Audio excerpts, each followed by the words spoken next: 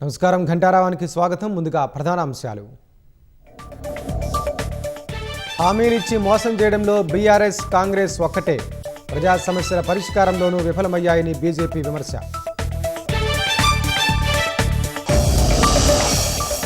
కోకాపేట కొత్త చెరువు పునరుద్ధరణ పనులు వేగవంతం, హైడ్రా నీటిపారుదల శాఖ ఆధ్వర్యంలో ప్రహరీ గోడ కూల్చివేత.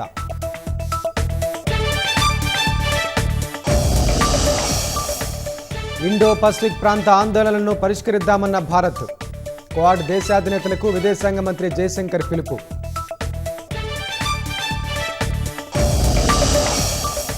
ఉత్తరప్రదేశ్లో ఏసీ బస్సు బోల్తా, 6 ప్రయాణికుల దుర్మరణం, 21 మందికి గాయాలు.